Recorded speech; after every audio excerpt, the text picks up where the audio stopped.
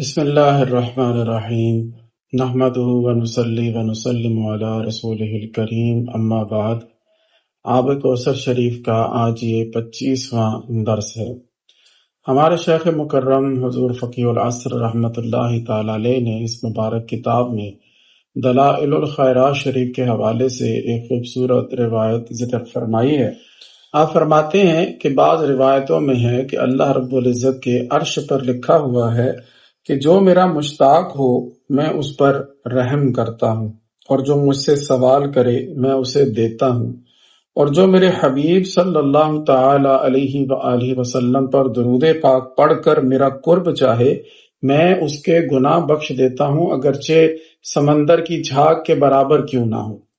احباب ذی وقار، درود پاک پڑھنے والے پر اللہ تعالی کس قدر رحمت فرماتا ہے، اور درود پاک پڑھنے والے پر اللہ رب العزت کی رحمت اور عنایات کس قدر ہوتی ہیں، اس کا اندازہ آپ بعض ان روایات سے لگا سکتے ہیں جو اس کتاب میں مذکور ہیں، جیسا کہ القول البدیع اور سعادت الدارین، اسی طرح معارج النبوہ اور مقاصد السالکین کے حوالہ سے ہمارے شیخ مکرم حضور فقیہ العصر رحمۃ اللہ تعالی علیہ فرماتے ہیں کہ اللہ تعالیٰ نے موسیٰ کلیم اللہ علی نبینا علیہ الصلوۃ والسلام کے طرف وحی فرمایا، اے میرے پیارے کلیم، اگر دنیا میں میری حمد کرنے والے نہ ہوتے تو میں بارش کا ایک قطرہ بھی آسمان سے نازل نہ کرتا، اور نہ ہی زمین سے ایک دانہ تک پیدا ہوتا، اور فرمایا کہ اے میرے پیارے نبی، کیا آپ چاہتے ہیں کہ میرا قرب آپ کو نصیب ہو، ایسا کہ جیسے آپ کے کلام کو آپ کی زبان کے ساتھ قرب نصیب ہے،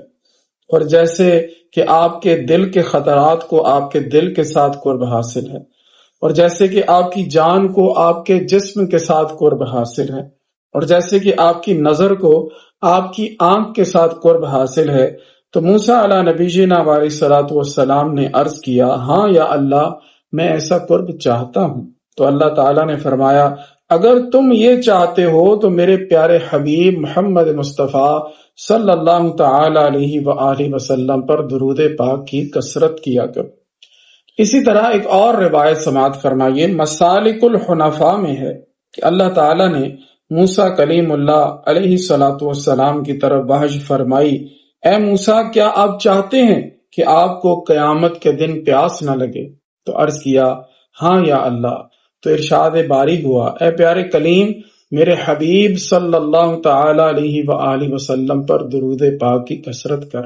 ایک اور مشہور روایت ہے کہ جس میں اللہ رب العزت نے درود پاک کو حضرت آدم علیہ السلام اور حضرت حوا رضی اللہ تعالی عنہا کے درمیان نکاح کے لیے مہر مقرر فرمایا۔ یہ روایت بھی سن لیجئے، سعادت الدارین میں ہے کہ جب اللہ تعالیٰ نے حضرت آدم علی نبینا علیہ الصلوۃ والسلام کو پیدا فرمایا تو آپ نے آنکھ کھولی اور عرش پر محمد مصطفیٰ صلی اللہ تعالی علیہ وآلہ وسلم کا نام نامی اسم گرامی لکھا دیکھا۔ عرض کی، یا اللہ، تیرے نزدیک کوئی مجھ سے بھی زیادہ عزت والا ہے؟